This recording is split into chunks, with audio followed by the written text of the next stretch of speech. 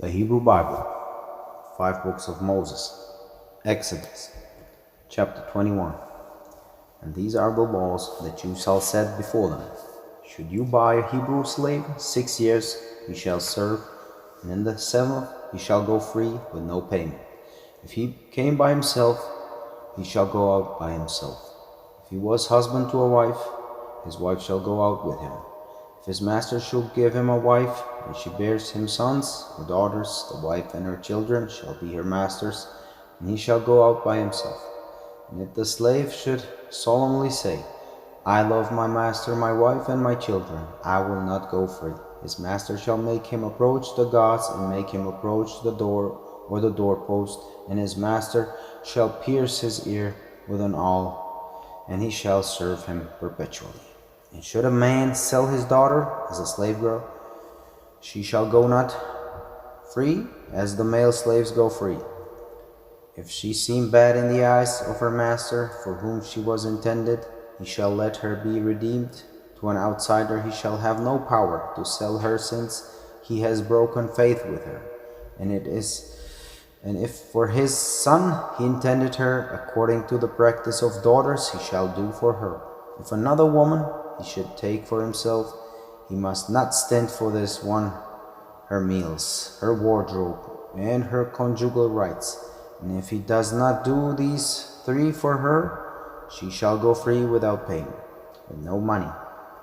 He who strikes a man and he dies is doomed to die, and he who did not plot it, but God made it befall him, I shall set apart from you a place to which he may flee. And should a man scheme against his fellow man to kill him by cunning, from my altar you shall take him to die. And he who strikes his father or his mother is doomed to die. And he who kidnaps a man and sells him for where he is found in his hands is doomed to die. And he who vilifies his father or his mother is doomed to die. And should man quarrel, and a man strike his fellow man with stone or with fist, and he does not die but falls ill, if he gets up and goes about outside on his cane, the striker shall be clear. Only he shall pay for his loss of time, and he shall surely stand good for his cure. Should a man strike his male slave or his slave girl with a rod, and they die under his hand, they shall surely be avenged. But if a day or 2 they should survive, they are not to be avenged, for they are his money. And should man brawl and collide with a pregnant woman, and her fetus come out, but there be no other mishap, he shall surely be punished according to what the woman's husband imposes upon her. He shall pay by the reckoning.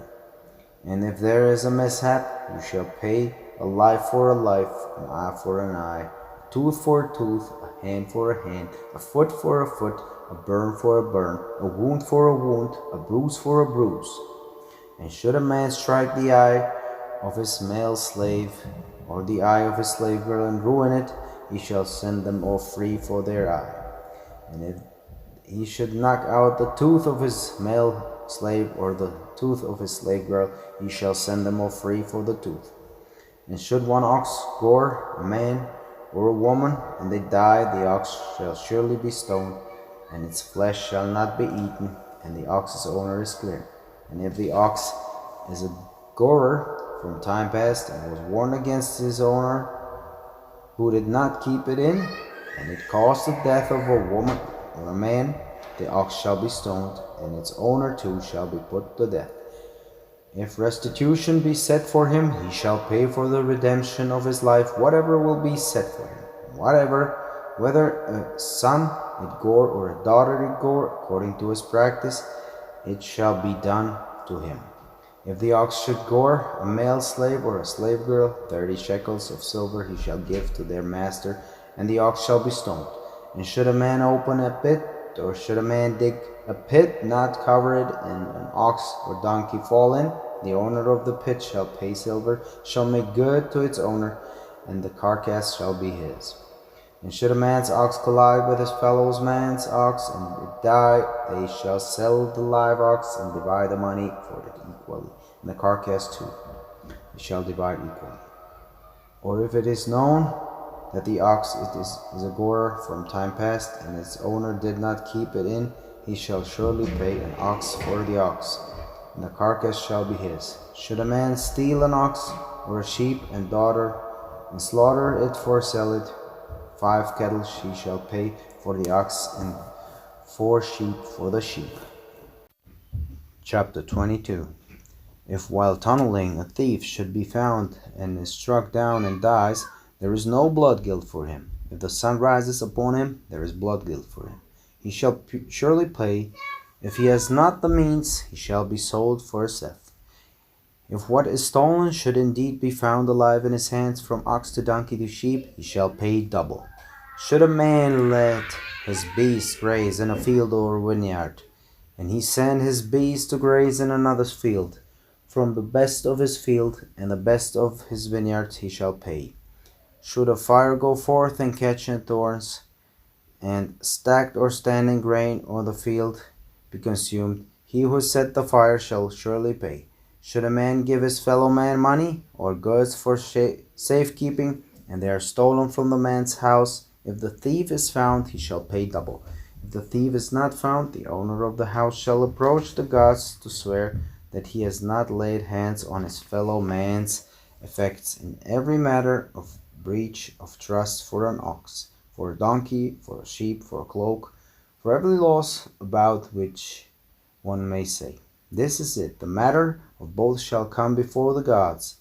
He whom the gods find guilty shall pay double to his fellow man. Should a man give to his fellow man a donkey or an ox or a sheep or any beast for safekeeping, and it die or be maimed or carried off with no witness, there shall be an oath by the Lord between the two of them, that he has not laid hands on his fellow man's effects, and the owner shall accept, and he shall not pay. If it indeed be stolen from him, he shall pay its owner.